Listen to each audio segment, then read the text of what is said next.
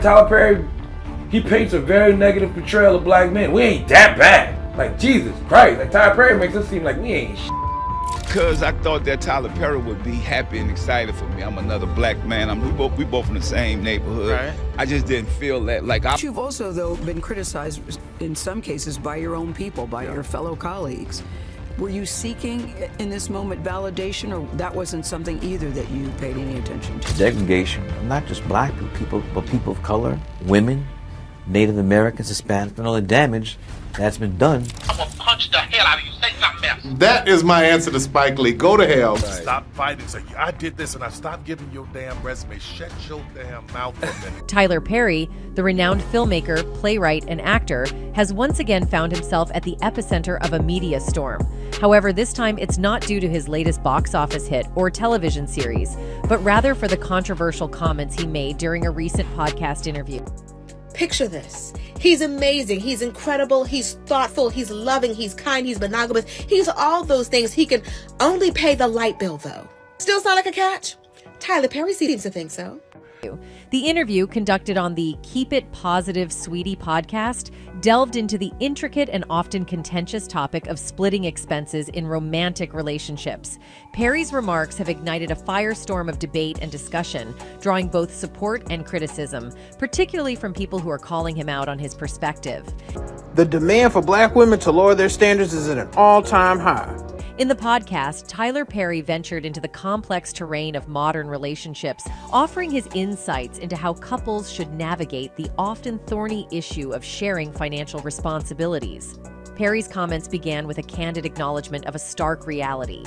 In our society right now, black women are making a lot more money for the most part than black men. Right. These words, while provocative, immediately raised eyebrows and led to a fervent examination of their accuracy.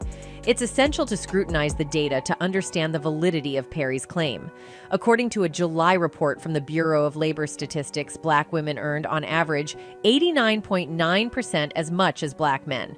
While this does indicate a wage gap, it is worth noting that black women fare relatively better in terms of income parity compared to their white, Hispanic, and Asian counterparts. The Institute for Women's Policy Research suggests that this relative wage parity is influenced by the comparatively lower earnings of black and Hispanic men, which fall significantly below the earnings of men overall. Anyway, in the interview, Tyler went on to say, if you can find love, if that man works at whatever job and is a good man and is good to you and honors the house and honors his wife and does what he can, that is okay.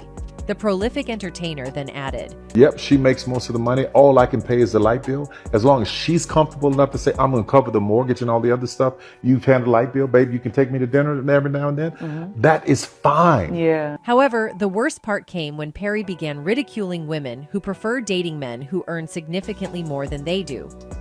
No. I need somebody who is they need to make 5 times more, and I got to have well, go on, keep your list, baby. Yeah. God bless you. Hope it happens. Go on, keep your list.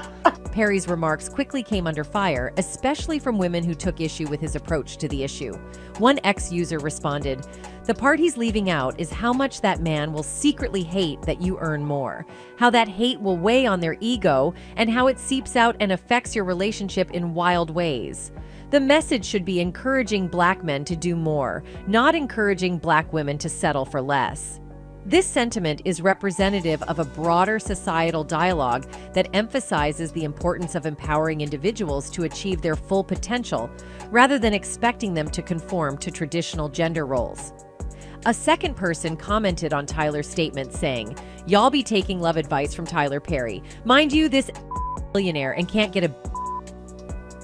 A third person added, "Black women are the only women who are conditioned to believe that they should accept the bare minimum in love and life. I hate that this struggle love narrative is constantly sold to our women. If a man cannot afford to provide a home for a family, he doesn't deserve one. Never settle. And most of the time, these relationships never work because the man ends up resenting the woman because she is essentially emasculating him.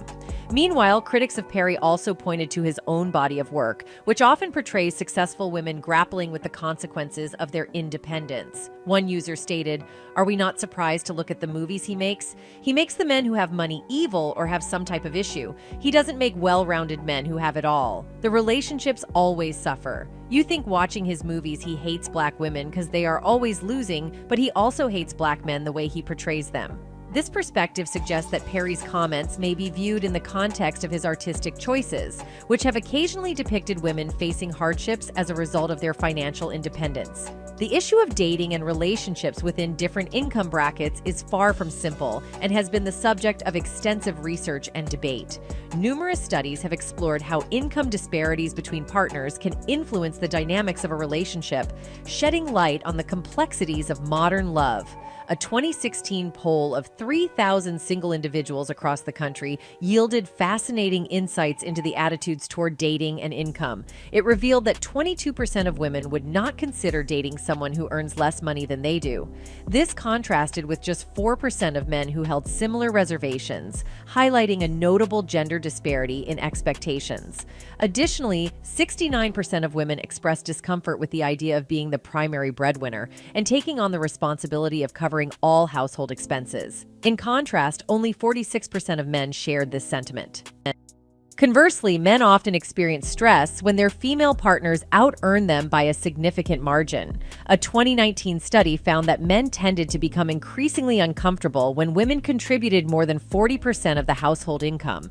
It's conceivable that Perry's comments were directed at this specific group of men who may feel emasculated or uncertain in such financial dynamics. However, Perry's remarks raise an important question. Is it fair to place the onus on women to settle for men who earn less, rather than encouraging men to strive for financial parity and self-improvement? Many argue that societal expectations should evolve to support both genders in their pursuit of success, without imposing rigid norms on who should be the primary breadwinner. As long as she's comfortable enough to say, I'm going to cover the mortgage and all the other stuff, you've had a light bill, baby, you can take me to dinner every now and then, that is fine. Yeah. It's also essential to consider the broader implications of Perry's comments. By suggesting that it is acceptable for men to contribute less financially as long as they fulfill other qualities in a relationship, he is implicitly challenging traditional gender roles. Perry seems to advocate for flexibility and adaptability in modern relationships, where the focus is on the quality of the partnership rather than rigidly adhering to conventional financial arrangements. Moreover, it's crucial to examine the socioeconomic factors that contribute to these dynamics. The wage gap between men and women is not solely a matter of individual choice, but is influenced by systemic factors such as discrimination, access to education and career opportunities, and societal expectations. To place the responsibility solely on women to encourage men to do better oversimplifies a complex issue and disregards the broader structural forces at play. While Tyler Perry's remarks have generated significant controversy and debate, they have also opened up important conversations about gender, income, and the evolving landscape of modern relationships. These discussions offer an opportunity to reflect on our societal expectations and the need for more equitable partnerships. The responses to Perry's comments reveal a diversity of perspectives, highlighting the ongoing societal discourse on these complex and multifaceted issues. Some argue that his comments reinforce traditional gender norms and expectations, while others see them as a call for greater flexibility and acceptance in modern relationships.